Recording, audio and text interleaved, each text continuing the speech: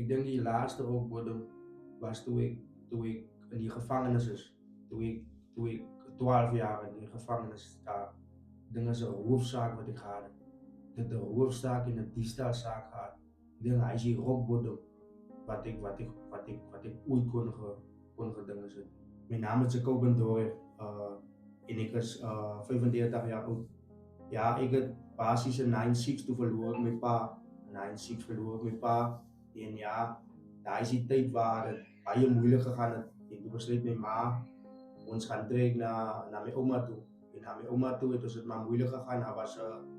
Ik denk dat was vier geslachten en 3 vertrekkers. En het moeilijk gegaan. So dat is baie moeilijk. En mijn ooms, mijn oma's andere kinders, mijn ma's broers, het ook maar draaggebruik en zo. So ik heb eindelijk iemand gekeken waar ik naar op kan kijken. En toen ik voor hulle zie, toen denk ik, nee, maar dis hoe 'n man moet is en dis hoe 'n man moet doen. En ik heb die ding aangegryp as draaggebruik.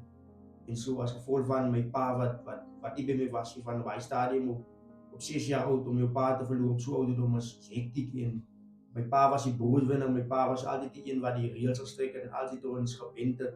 En nou is hy 1 jaar en ek kan nog dink, daar was een Saterdag wat my pa waar eerste jaar skool toe was waar ek 'n diploma gekry het in wiskunde my eerste jaar op skool. En die volgende oggend was my pa nie meer aan nie. Ek kan nie hy ding verstaan nie. Dit het my geskaar in 'n manier wat ek vandag verstaan en wat ek nie daai tyd verstaan het nie. En ja, ek het opgeënt in dragsgebruik. Op daai stadium het ek begin dagga rook. Ek kan hom nooit onthou, daar was 'n ander man se naam wat in die straat gebly, sy naam is Boer. Sy naam is eintlik Henny, maar hy's Boer, het hom genoem as Boer. Hy's bietjie ouer as ek en hy het so 'n pilletjie geswaai eendag. Toe dink ek nee, maar laat ek bietjie of proe die pilletjie en dit was vir my baie lekker. En daai was vir my 'n begin van baie slegte dinge. En op daai stadium as jy begin het dwelm eksperimenteer, as dit mos nou lekker van jy lag en die gevoel wat jy het en dit gaan mos nou lekker. En ja, dit was op skool was dit lekker gewees, ek het in die klaskamer gerook en dit was vir my lekker gewees om gerook te wees van dis 'n safe place gewees om van al hierdie pyn en al hierdie hoe kan ek sê, om al hierdie verlange van my pa en die verlange van my ma se aandag en die verlange van alle mense wat rondom is se aandag te kry. En dis net 'n plek waar ek kon gewees het waar ek gevoel het nee, maar ek is mosiaal, ek is in beswyming en dit was lekker vir my om hy plek te wees. En ja, en op 'n stadium het ek die gevangenskap besoek. Ja, dit het in en uit gegaan so. En toe my broer ook uitgekom, aangesluit by hom, begin eksperimenteer met gangsters, eksperimenteer met ander goede, steel, roof, inbreek en sulke klas van goed. En ja, dit was vir my lekker om saam met my broers te rook van dis hoe ons groot geraak het. Kyk, ons het 3 broers, my ouer broer en ek en my jonger broertjie. So as ons in hy plekke kom waar ons rook, dan kan ons ons sê 'n plek waar ons seer het. So dit was vir my lekker om saam met hulle te rook en dit was lekker om saam met hulle te kuier van dis waar ek gewees het en dis waar my happy place gewees het. Dis waar my comfort zone gewees het. Dit was vir my baie lekker om te rook en daar was 'n ander neef van my Cheslin, Donovan Edward, ons het altyd saam gehang en saam geding. As ek dink ons kan relate want ons almal het ons pa verloor op 'n baie jonger ouderdom.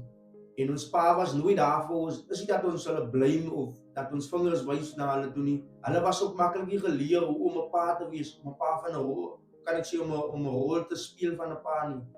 En ek kan dink hoe het ons geskaad in many ways en vandag dink ek ook aan sekere dinge, maar ja, maar dis waar ek was. En die tyd toe ek dink ek moet die hulp kry. Toe my ma een keer het ek en my broers gestry en hy was op 'n Sondag, ek ken nie die datum nie, maar was op 'n Sondag wat my ma so ligte beroering gekry het en dit het my gesok in my binneste en van ek het gedink ek gaan nog een verloor. En ek het toe gedink aan, ek het baie gedink, diep gedink daaroor en as op stadium waar ek alleen is, raak ek net aan die huil. En my ma vra vir my een keer, ek sit in die kombuis, ek raak so aan die huil. En my ma vra vir my, Jacob, wat is dit? En ek sê vir my ma, nee, maar mami kan nie vir my help nie. En ek weet op baie oomblik dat my ma kan my nie help nie, van my ma is op my plek om vir my te help. My ma verstaan my en ek weet dat is net die Here wat my kan help. En ek het toe so 'n tydjie terug, so 3 weke na het ek by die Changemakers aangekom. Ek het gesit en meneer Rena en met my vrou en ek het nog nooit so liefde geërvaar. Nie dat my ma lief was vir my nie, maar ek het nog nooit so liefde geërvaar soos wat ek in daardie oomblik ervaar en ek het uitgebars in trane. En ja, daar het ek liefde gevoel op 'n vlak wat ek nog nooit geërvaar het nie. Ek het hulle verduidelik my plan en hoe ek hulp nodig het. En ja, hulle het my geaanvaar, hulle het vir my gesê dis die stappe wat ek moet doen. En ek het dit gedoen. Ek het so 6 maande het ek 3 maande dink ek 6 maande. Ek is nog nie onseker, maar 3 of 6 maande het ek buite ingekom by die kibbutz. Hy het nog by die kibbutz skoon gemaak. En ja, ek het die programme gevolg, klasse ingesit. Na 3 maande is ek toevlug toegestuur en ek is 5 weke aan toevlug gewees. Ja, en 5 weke was vir my baie taaf in toevlug, want ek kom met my comfort zone, dis dinge wat ek nie ken nie, dinge wat ek nie verstaan nie.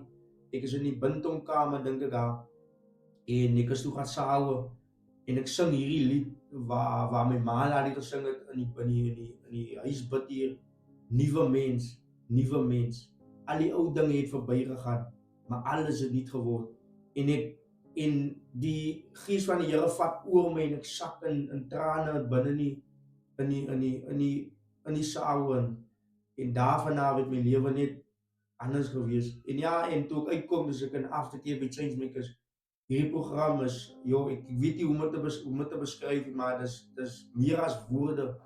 En ja, by die Changemakers het ek anders die ek meer kon leer wie ek is in Christus en myself kom vind hier in die program.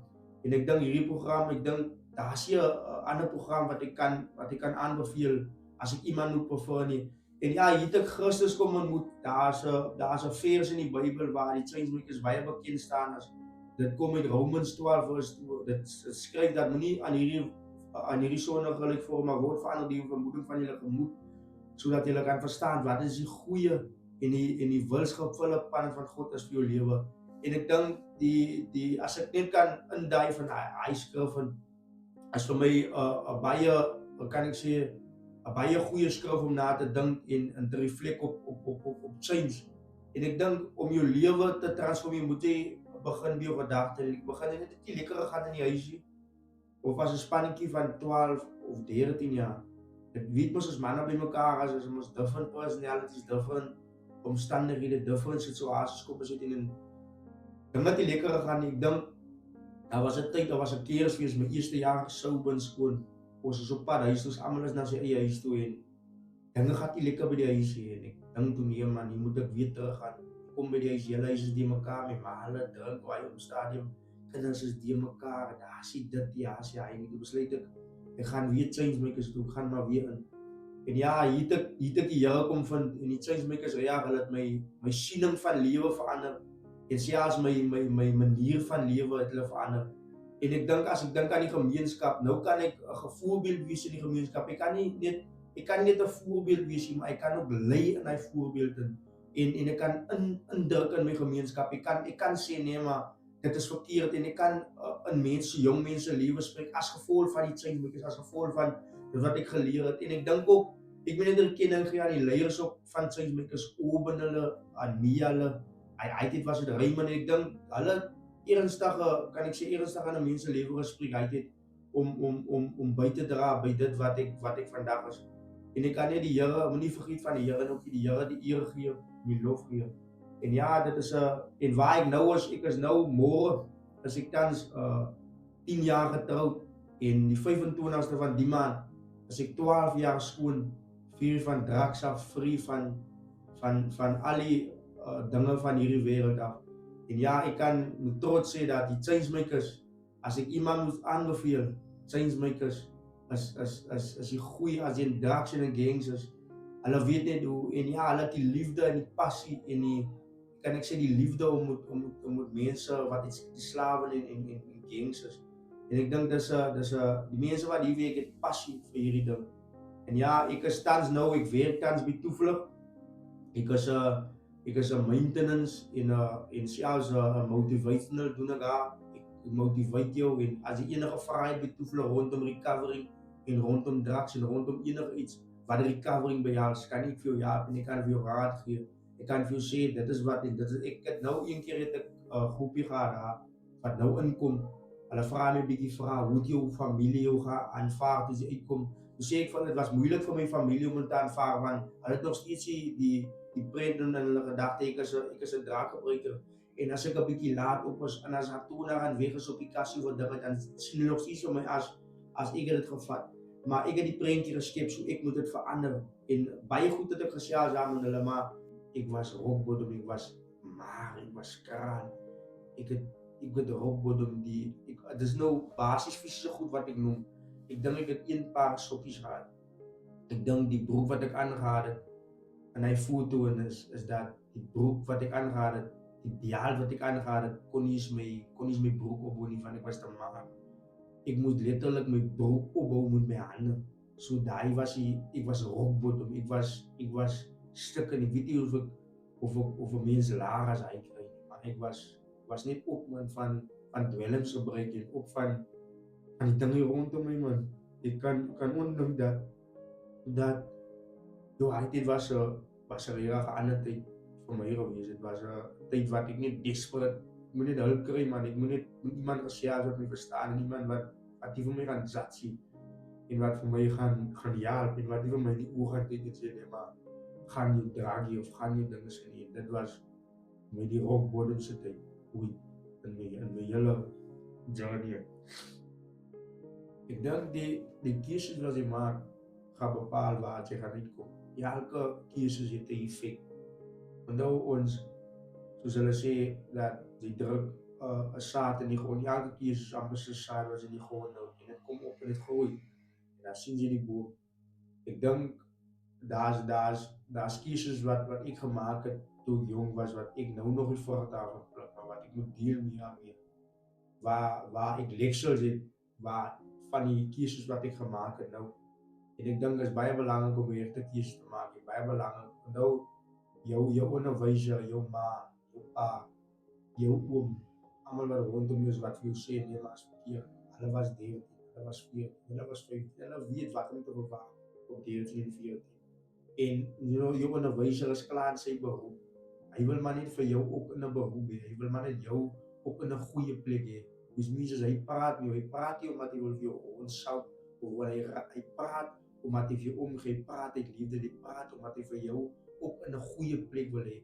En ja, daai is die basiese keuses wat jy maak gaan bepaal waar jou destinasie gaan wees. En elke keuse het 'n effek nie op jou ook nie, maar op jou familie, op jou broers, op jou susters. So maak baie goeie keuses, jong mens, om nie net om vir jou lewe te impakteer nie, maar jou susters, jou broers, die ouetjie in die straat wat jou dobbel en hy keuse gaan vir hom ook inspireer om ook daai ding te doen wat hy doen, of dit goed is of dit sleg is. Dit hang afhangende die keuse wat ons maak. Ek dink ons moet baie versigtig wees op watter keuses ons maak. En ja, ek dink die keuses wat ek ook gemaak het, ek dink die beste keuses wat ek ooit in my lewe gemaak het is om die Here aan te neem en hom as my redder en my saligmaker.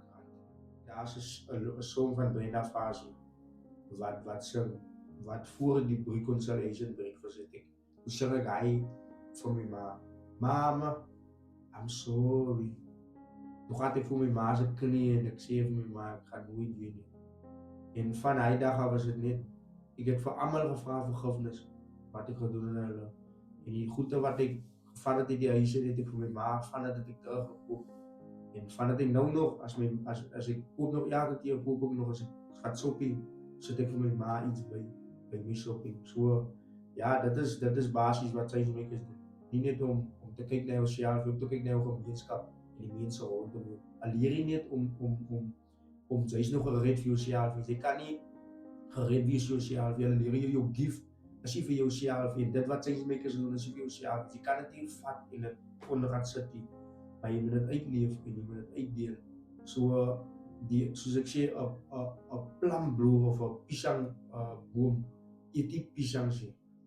Dit is vir die mense wat verbykom. Daarvoor is die pisang. So jou gift en dit wat jy geleer het, is nie vir jou nie. Dit is vir die mense wat dag vir dag by jou loop en jou lief.